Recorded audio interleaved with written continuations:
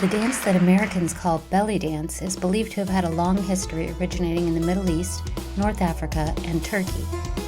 Several ancient Greek and Roman sources describe dancers from Asia Minor and Spain using undulating movements, playing castanets, and sinking to the floor with quivering thighs. Belly dance in America is often traced to a dancer called Little Egypt, who performed at the Chicago World's Fair in 1893. Some even credit her producer, Saul Bloom, with coining the term belly dance. The phrase is a direct translation of the French name for belly dance, danse du ventre, but it was also a term calculated to shock and intrigue the corset-wearing public at the time. The star dancer at the Chicago's World's Fair was part of a show called the Algerian Dancers of Morocco, and she was actually Syrian, not Egyptian. But Little Egypt was the stage name for at least 3 popular belly dancers for the late 1800s through the early 1900s. With countless imitators, the name became synonymous with belly dancers in the United States. In 1904, St. Louis hosted its very own World's Fair and showcased its own dancers. Amongst the elephants and camels in the mysterious Asia exhibit area was Princess Raja, who now is considered a link between the sideshow Midway and the big-time vaudeville stage. Her real name was Rose or Rosa Farron. She started out as a Coney Island belly dancer in the 1890s, during the initial heyday of that craze following the Chicago World's Fair. An Edison film crew captured her St. Louis act at the 1904 World's Fair, preserving her forever as one of the earliest examples of American belly dance we have on film. Princess Raja danced with hip isolations and finger cymbals, and even held and balanced a chair in the air with her teeth, a stunt that was often performed by acrobats in various countries around Northern Africa and the Middle East. Now let's experience the wonder of that famous World's Fair performance together. Please welcome Lynn of Dance Hypnotique with her interpretation of Princess Raja's dance.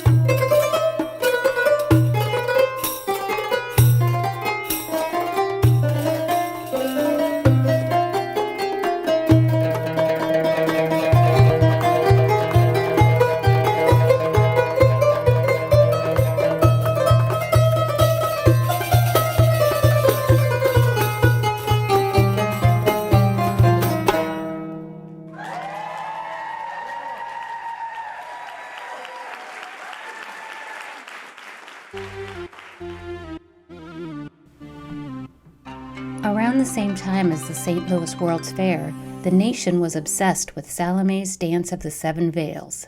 The Bible states that Salome danced, but the first mention of seven veils was in the Oscar Wilde play Salome in 1891, a role famously played by Maud Allan. Richard Strauss turned Salome's story into an opera that was first performed in 1905, and the Dance of the Seven Veils was a prominent feature. When the Metropolitan Opera Board demanded an end to the scandalous performances, Salome's dance only became more notorious.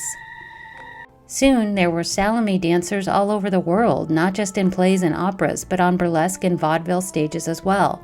Theda Bara famously played Salome in film, and the character became so well known that the public knew exactly what comedians were referencing when they did a mock Salome dance. From there, things just got weirder. And weirder. Today's belly dancers are still asked with a wink if they perform a Dance of the Seven Veils, but that wasn't the only factor driving demand for Middle Eastern flavored dance. In the 1920s, the discovery of King Tut's tomb inspired a wave of Orientalism that impacted everything from fragrances to fashion to architecture. St. Louisans embraced both Orientalism and Salomania. The fabulous Fox Theater in St. Louis, which opened in 1929, is a wonderful local example of architecture influenced by the East, although its roots are more Indian than Egyptian. The 1911 performance of Salome in St. Louis drew an audience of 7,000 people to the Coliseum. The St. Louis Star-Times gushed that the Dance of the Seven Veils was not indecent, but beautiful, graceful, and artistic. A St. Louis performer named Daisy Peterkin, who styled herself as Mademoiselle Daisy, was a pioneer among Salome dancers. In 1908, she opened a Salome school, which turned out up to 150 Salome performers a month. Daisy became so famous she was hired as an exotic dancer for the Ziegfeld Follies and appeared in other Broadway shows. Her dance style was influenced by Loie Fuller's use of flowing fabrics, mixed with Moorish themes and Oriental costuming, influences that are still popular among belly dancers today. This St. Louis performer was credited as one of the first to ignite the Salome craze in the United States. Now here's local belly dance artist Amy Amore to offer her modern take on the Dance of the Seven Veils.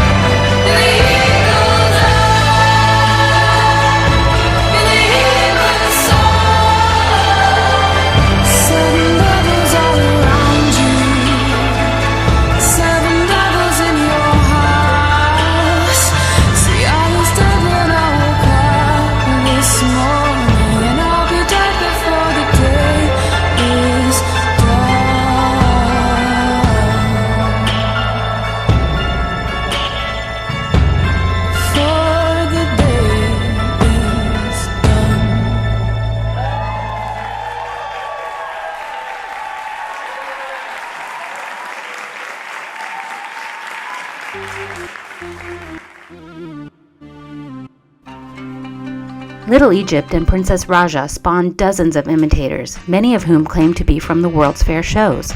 These performances were inspired by belly dance, but they were designed to spark sexual fantasy.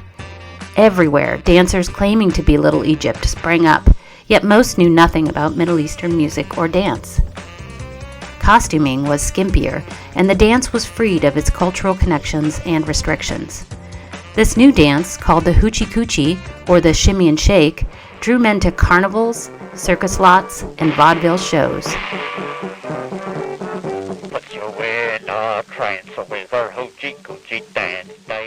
By the 1920s, Hoochie Coochie dancers had moved from the carnival strip to burlesque stages, where their undulations, hip swerves, and shimmies influenced early burlesque dancing. In the 1940s, the famous burlesque performer Lily St. Cyr portrayed Salome on stage. Her number started out with traditional Middle Eastern dance moves and costuming, but ended with the artist nearly nude in a bathtub. Around that same time, Judy Garland sang "We Will Dance the Hoochie Coochie" in Meet Me in St. Louis. If she wanted to see a show here, she probably would have visited Harry Wald's Grand Theater at 6th and Market. The Grand Theater, built in 1852, was the city's oldest major theater. In 1935, it was purchased by a New Yorker named Harry Wald, who had worked in burlesque theater since he got out of high school. Harry had lots of contacts in the industry and was able to attract some of the top talent on the touring burlesque circuit. The building was demolished in 1963 to make room for a new baseball stadium. Hoochie Coochie dancers were not quite authentic belly dancers, but not quite burlesque queens either. They danced at the intersection between the two art forms. But like burlesque, Hoochie Coochie dance gave women a way to challenge social norms around sexuality and femininity. Please welcome St. Louis dancer Warda to the stage to perform her interpretation of a Hoochie Coochie dance.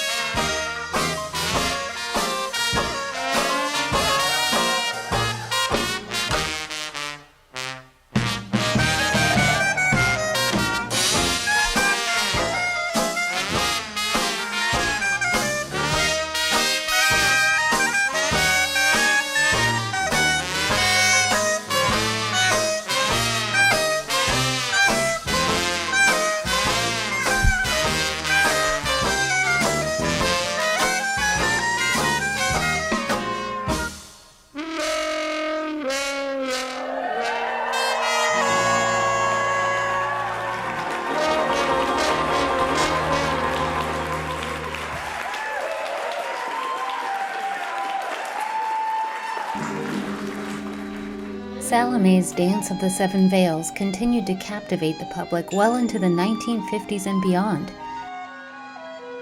But as movies and television began showing genuine Oriental dancers on screen, the American public was able to learn more about what belly dance really looked like. In 1954, Egyptian dance star Samia Gamal danced in the MGM classic Valley of the Kings. And Nejla Ates, who danced for a very young Vincent Price in the 1955 Sinbad film, was a Turkish dance star. But Hollywood's demand for belly dancers exceeded the supply, and most filmmakers were more interested in seduction and star power than authenticity. This resulted in some very beautiful women doing very strange things in belly dance costumes, but moviegoers didn't seem to mind. Mid-century American dancers learned authentic belly dance movements from Greek and Middle Eastern immigrants. This was the beginning of a style called American cabaret. By the mid-1960s, you could see American cabaret belly dancers everywhere, from Star Trek and I Dream of Jeannie episodes to James Bond films. While the new American cabaret style was blossoming on the East Coast, the best place to see belly dancers or any kind of live entertainment in St. Louis was Gaslight Square at Boyle and Olive. Gaslight Square was an important entertainment district in the 1960s where you could see up-and-coming entertainers like Barbra Streisand, Phyllis Diller, George Carlin, Woody Allen, the Smothers Brothers, and the Liberace. Many of these artists appeared at the Crystal Palace, the square's trendy cabaret venue. You could also see local belly dancers with exotic names like Princess Samia, Madalena, Cassandra, and Diana at the Crystal Palace Annex throughout the 1960s. Those dancers probably performed a blend of authentic and Hollywood fantasy belly dance for their St. Louis audiences. Now here's local performer Lauren Zehara of Dance Hypnotique to recreate how one of those dancers might have performed in the 1950s and 60s.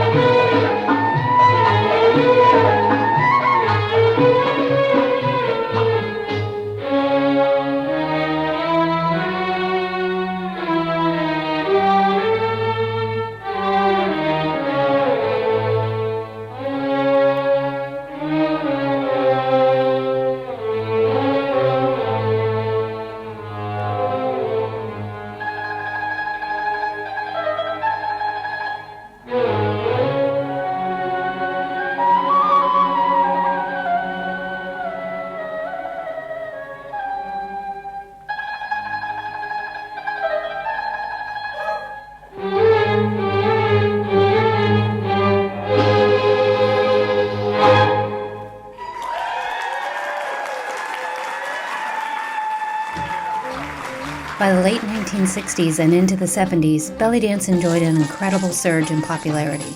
You could still see belly dance in movies and on television in this era, but something new was happening. Ordinary women across America were also learning to belly dance. Albums with names like How to Make Your Husband a Sultan and How to Belly Dance for Your Husband started coming out in the 1960s. While these ideas may seem anti-feminist today, they were radical at the time.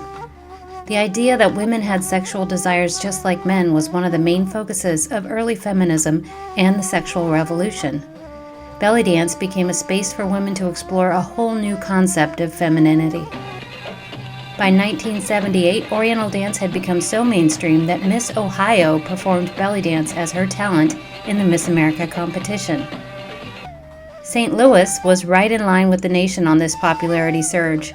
Classes were happening at YMCAs and dance studios on both sides of the river. Our local Channel 9 PBS station even produced an instructional series called Oppa, starring Estella, a local belly dancer of Greek descent. Not everyone was on board with the trend. A performance at an office building in Clayton was canceled when some tenants complained that it didn't fit their image. The organizer replied that what was good for President Richard M. Nixon, his wife Pat, and the Secretary of State Henry M. Kissinger would be good for Clayton. But for the most part, the city of St. Louis embraced its new population of belly dancers. You could see belly dancers at bars and restaurants all over the city, and even at department stores. Frank Moscas and Jan Mahana, who owned the Gaslight Bar in the 1960s, opened Frank Moscas in Exile in 1969. By 1976, Jan was performing belly dance 3 nights a week. On Tuesdays, there was an open session, like an open mic night for belly dancers. By the late 1960s and early 70s, American cabaret-style belly dance had evolved into a very specific style, based largely on what dancers had learned from Greek and Turkish immigrants. The dancer entered playing finger cymbals and wrapped in a sheer chiffon veil, which they would remove and use as a prop later in the set. The set also included an earthy floorwork sequence to showcase their jaw-dropping strength, flexibility, and control. And now, Layla, Zaina, Swan, and Lorelei of Dance Hypnotique are here to show you how those 70s dancers might have performed as they rotated through their weekly gigs.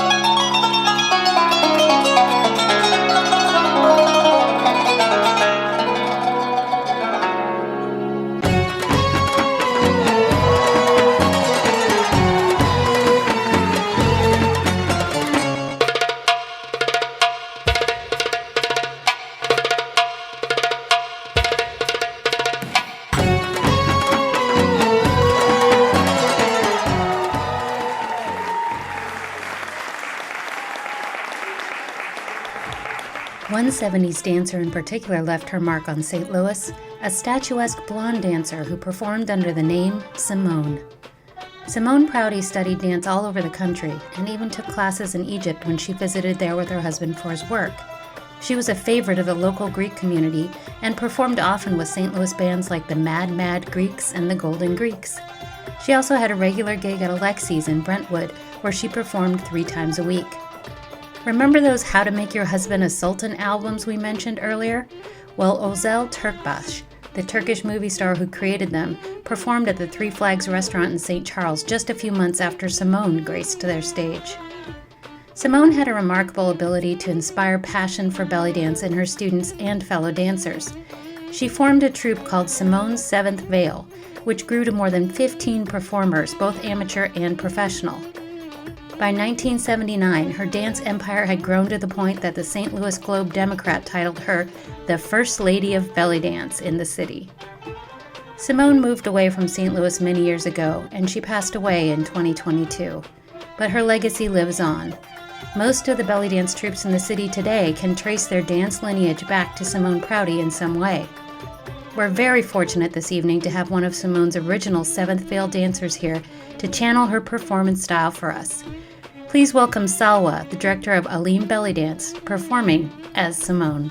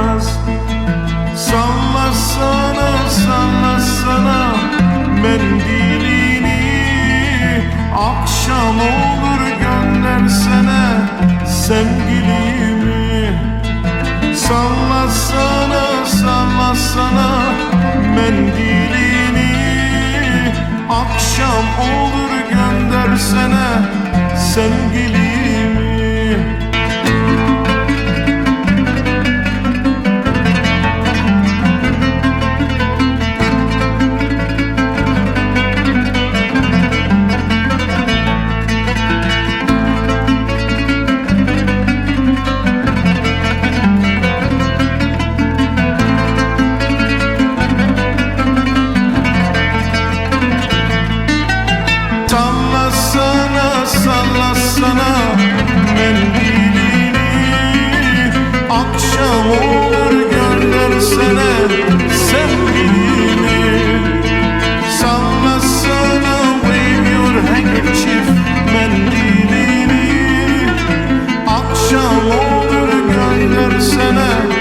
sen bilir.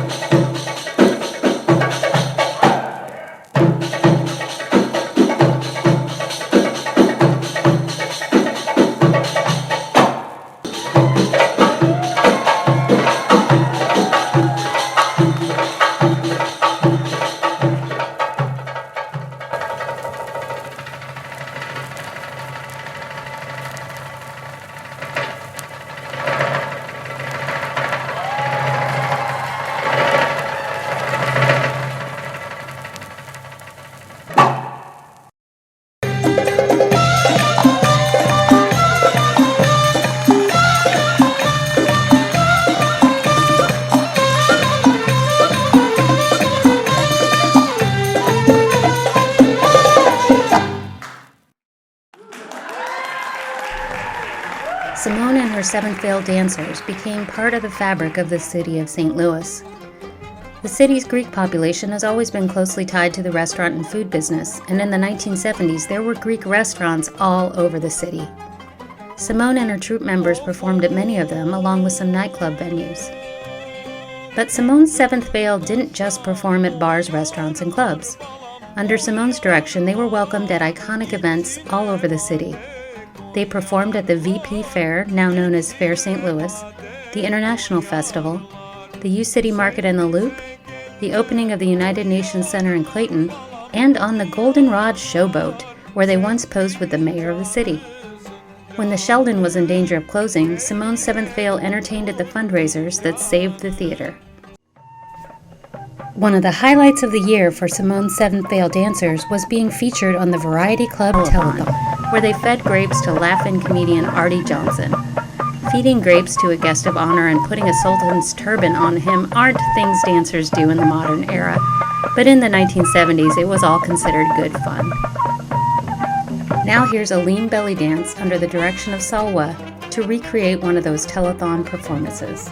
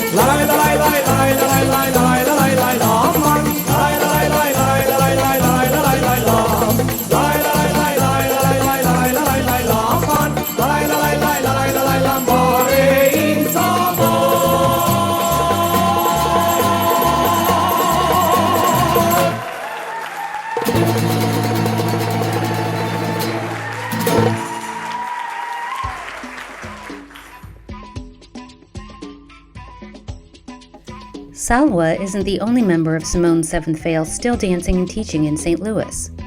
Somra El Nubia, who also studied with Katherine Dunham, broke ground in the 1970s as one of the first African-American belly dancers to perform in the city.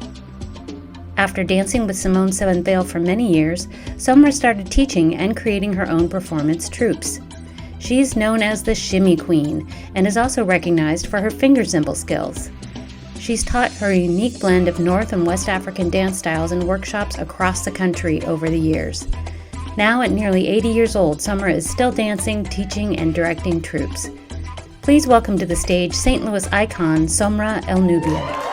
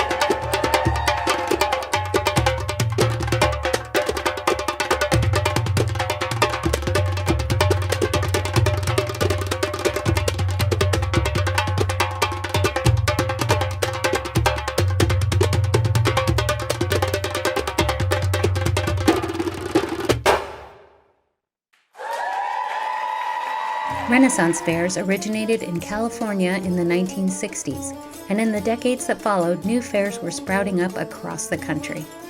A typical Renaissance festival is a creative blend of historical reenactment and fiction, a natural fit for a dance with ancient roots and its own style of fantasy. Renaissance festivals began showing up in Kansas, Missouri, and Illinois in the 1980s and 1990s. These fairs often had belly dancers, or at least a camp where drummers and dancers could be found. To fit with the theme, the costuming was earthier and less flashy than the restaurant dancers. For many visitors, this was the first time they'd seen any type of belly dance, and it was an introduction that inspired a new generation of dance students. When St. Louis decided to organize its own Renaissance festival in 1998, belly dancers were involved from the very beginning. In fact, Salwa's husband was one of the first organizers to join the committee. Her troupe, Aleem's, was part of the very first festival and performed every year for the next 10 years. Today, the St. Louis Ren Fair attracts about 25,000 people every season. Now please welcome Mystic Sands Belly Dance Fusion, performing one of their lively Renaissance Fair numbers. Ready? 2, 3. What do we do with a drunken sailor? What do we do with a drunken sailor? What do we do with a drunken sailor? Early in the morning. Way, hey, and up she rises. Way, hey, and up she rises. Way, hey, and up she rises. Early in the morning. Way, hey, and up she rises. Way, hey, and up she rises. Way, hey, and up she rises. Early in the morning. Shave his belly with a rusty razor. Shave his belly with a rusty razor. Shave his belly with a rusty razor. Lie in the morning. Way, hey, and up she rises. Way, hey, and up she rises. Way, hey, and up she rises. Early in the morning. Put him in a longboat till he's sober. Put him in a longboat till he's sober. Put him in a longboat till he's sober. Early in the morning.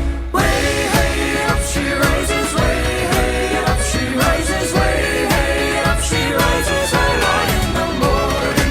Way, hey, and up she rises. Way, hey, and up she rises. Way, hey, and up she rises. Early in the morning.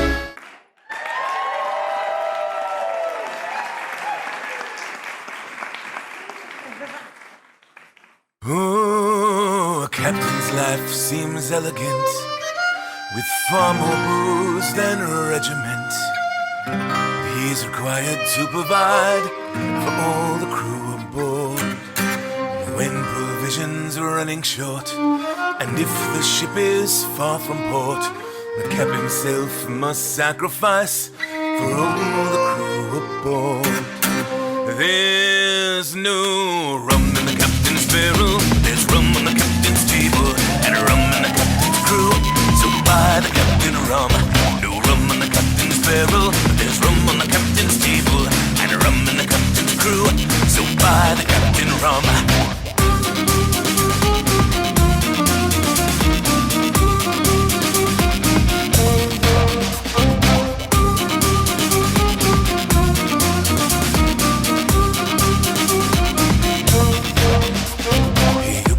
His light affair, and from his barrels he must prepare intoxicants of the finest sort for all the crew aboard. But when provisions are running short, and if the ship is far from port, the cap himself must sacrifice for all the crew aboard.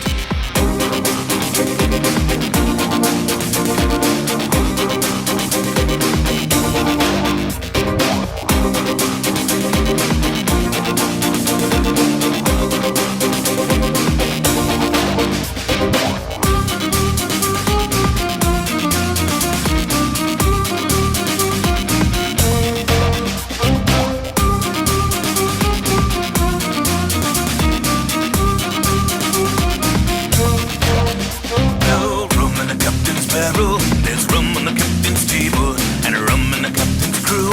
So buy the captain rum. No rum on the captain's barrel. There's rum on the captain's table, and rum in the captain's crew. So buy the captain rum.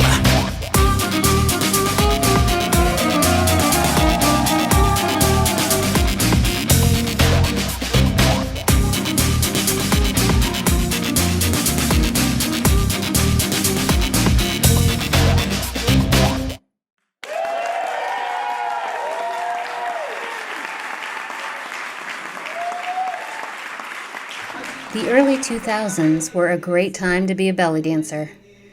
According to Google Trends, the peak of interest in belly dance since the invention of the internet happened in May 2006. Interest in the Lebanese-Colombian singer Shakira spiked in April 2006.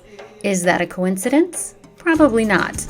Everyone wanted to learn to shake it like Shakira. But she wasn't the only factor driving students into belly dance studios. From 1996 to 2000, Prince was married to a belly dancer named Mate Garcia, and the marriage made her famous. In 1999, Sex and the City viewers saw Carrie Bradshaw celebrate her birthday at a restaurant with belly dancers. In 2002, Miles Copeland, former manager of the Police, formed the Belly Dance Superstars, who toured from California to Paris and produced dozens of DVDs and CDs. About 5 years later, the popular Brazilian telenovela El Clone brought belly dance into millions of households as well. And in 2010, Kaya and Sadie belly danced their way to the quarterfinals of America's Got Talent. St. Louis also enjoyed a renaissance of belly dance during the early 2000s. Classes were full, new studios were opening, and you could see dancers at restaurants, weddings, and private parties all over the city. Momo's in U-City had shows 6 nights a week. Aya Sophia had dancers most nights as well, plus you could see weekend shows at 2 Ranouche locations, Double Apple Cafe, Layla Restaurant, Nara Hookah Bar, Yahala, Zehara Restaurant, and Bravo Lounge.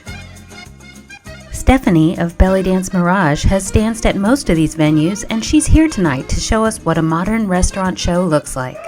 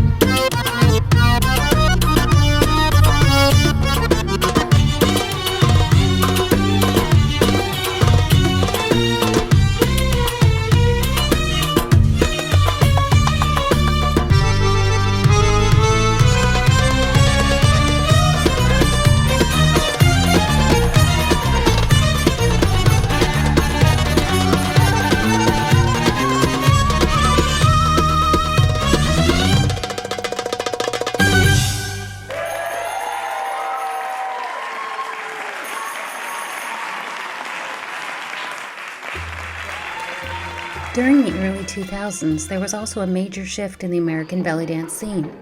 For 50 years, our dance style was mostly influenced by Turkish, Greek, and Lebanese dancers.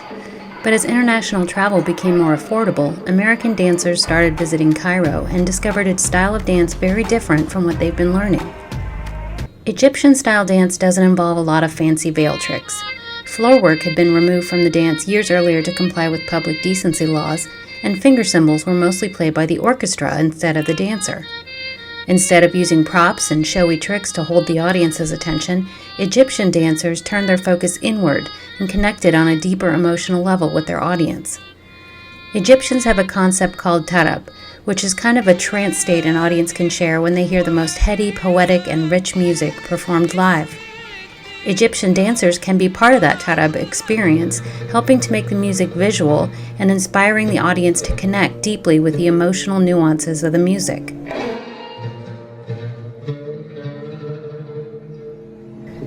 Many St. Louis area dancers fell in love with Egyptian style and stopped using finger cymbals, veils, swords, and floor work altogether to focus on this more internal, emotional style of dance. Diana, who was the director of Simone's Seventh Veil during those years, brought Egyptian instructors to St. Louis to teach dance workshops. Yusri Sharif and his then partner Nurhan visited every year. We also had Fatin Salama and Mohammed El Hassani, who came to teach Egyptian folkloric dances. Belly dancers from across the Midwest came to St. Louis to study Egyptian-style belly dance during this period. Some of the workshops had over 100 participants.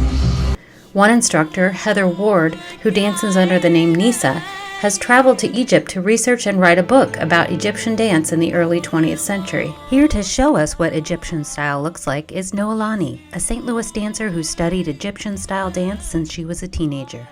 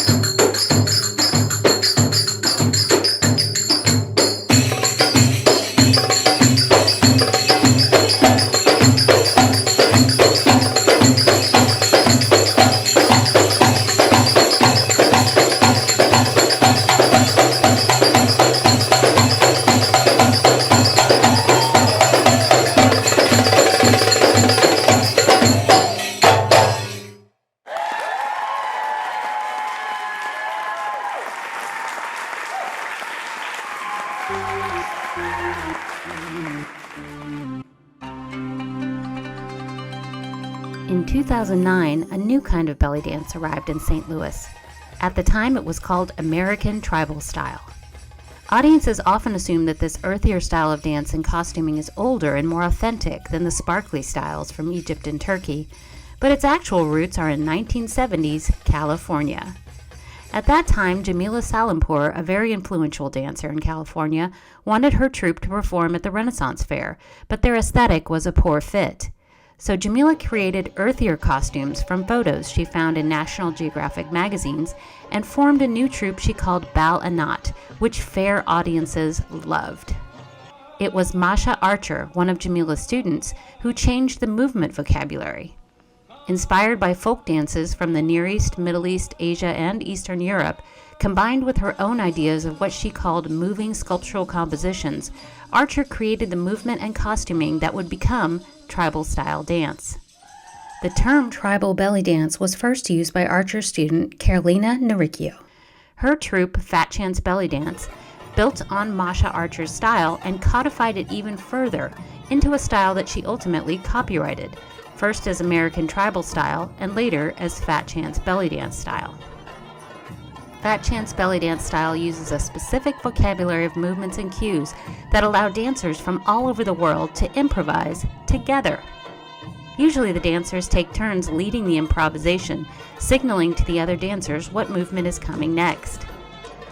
Jen Lemaire, who studied with Carolina, brought FatChanceBellyDance style with her when she moved to St. Charles.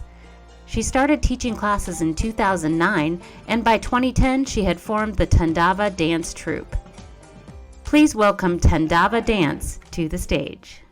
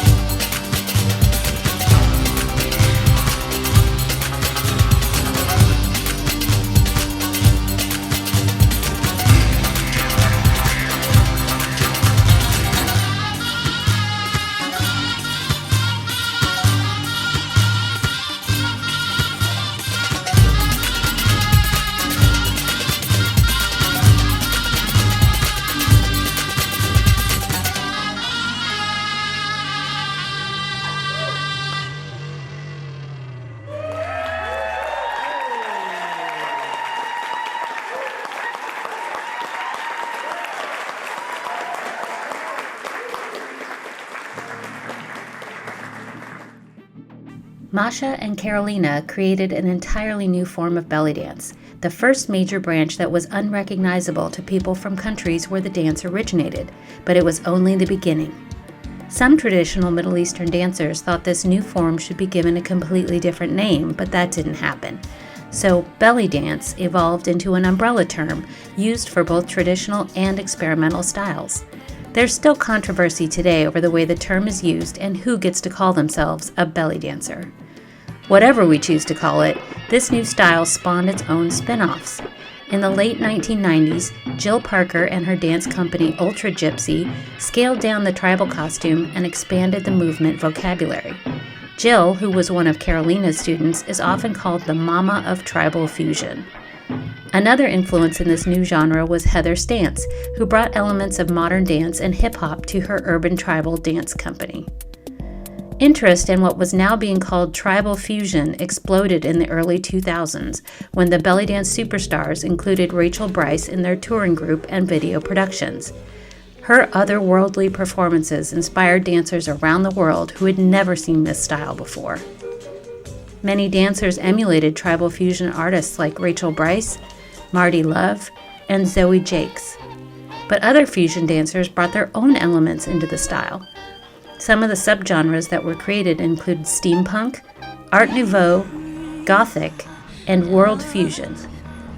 St. Louis came to know tribal fusion belly dance largely through the work of Amy Amore. Amy began dancing American cabaret style with Aline belly dance. In the early 2000s, she started exploring and studying fusion styles, including goth-influenced dark fusion. The style Amy has developed is uniquely her own and is constantly evolving.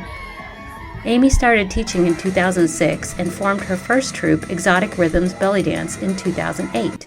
She has been in demand as a performer and instructor nationwide, even touring Europe at one point. Locally, Amy influenced many local dancers through her classes and her troupe, which is now known as Lunar Fusion. Now here are Amy Amore and Lunar Fusion to give you a taste of this unique fusion style.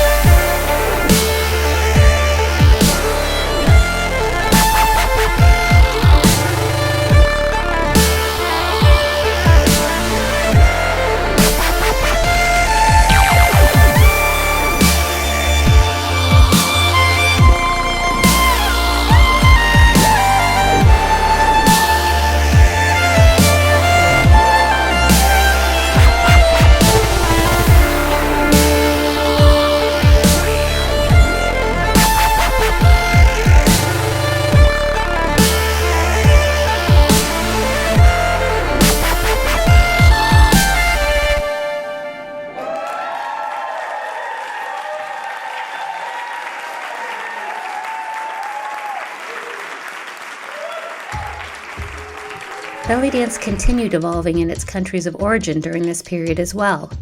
In Turkey, the mid-century style that Americans had emulated was gradually replaced with a new style focused on precision, isolation, and control.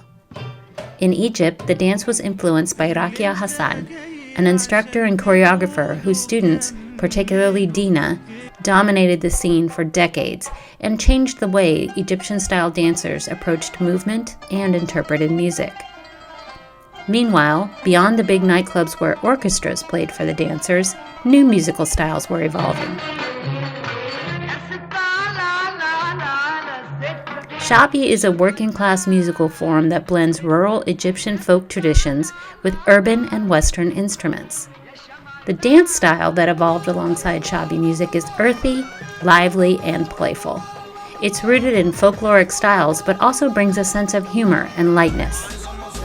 In the 1990s, a newer street style evolved from Shaabi. Mahraganat, or festival-style music and dance, modernized Shaabi by bringing in hip-hop beats, auto-tune, and club mixing. The style is frowned on by the government, but wildly popular in the streets, especially with young urban men. Mahraganat made its way to St. Louis by way of a dancer named Amber Sky, who was among the earliest adopters of the style in the U.S. Amber is locally recognized as a leading authority on Mahraganat and is also a skilled Shaabi dancer. Tonight, Amber will be dancing Shaabi style. Please welcome to the stage, Amber Sky.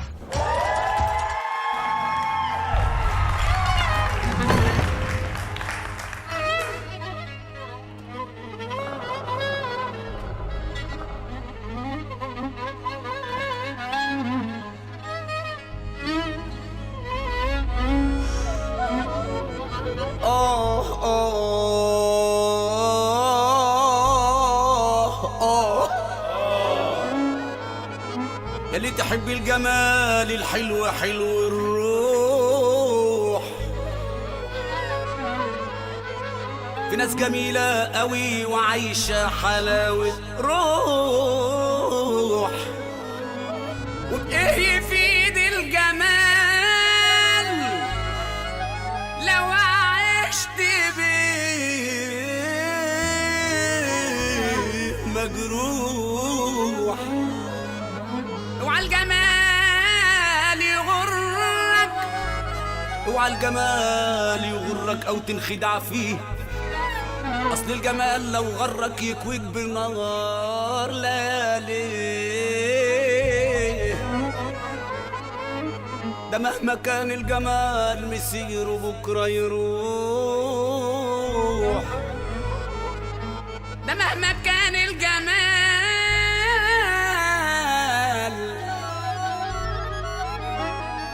مسيره بكره يروح. ده عشق الجسد مش دايم، لكن اللي دايم حلاوة روح. ليلي ليلي ليلي عيني الليل. أنا اللي كان شاغلني واللي كان قالمني اديتهم كل حاجة وهم استغنوا عني. هم استغنوا عني وهم استغنوا عني.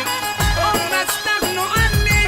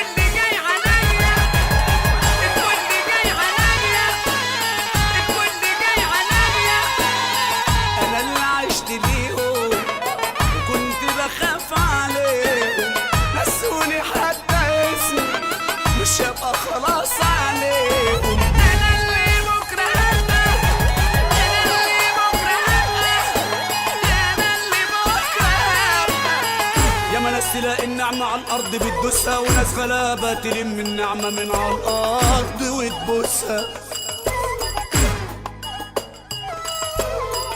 واللي يهين الولاية واللي يهين الولاية في الدنيا ده بيتهان يا ما الدنيا بهدلت جدعان نحب ربنا يرفع ايدك بابا يا بابا يا بابا بابا يا بابا يا بابا.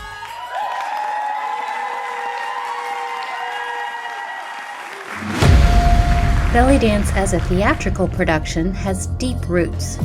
Golden era Egyptian films often created elaborately staged dance scenes, and Egyptian superstar Nagwa Fouad was known for her huge stage productions. She often said she put the money she earned from dancing into costumes, props, and set pieces for the next show. Storytelling through belly dance can be seen in some golden era films as well, and Lebanese dancer Amani loved to create themed dances, characters, and narratives in her work. Theatrical belly dance can refer to either dance with a storytelling element or dance that is enhanced by elaborate sets or showy props.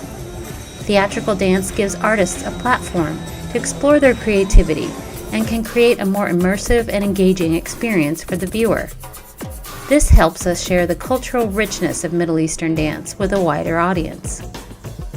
Some big players in theatrical belly dance include Lebanon's Mayas troupe, which has been wowing audiences on television, and the Hoja Pasha show in Istanbul.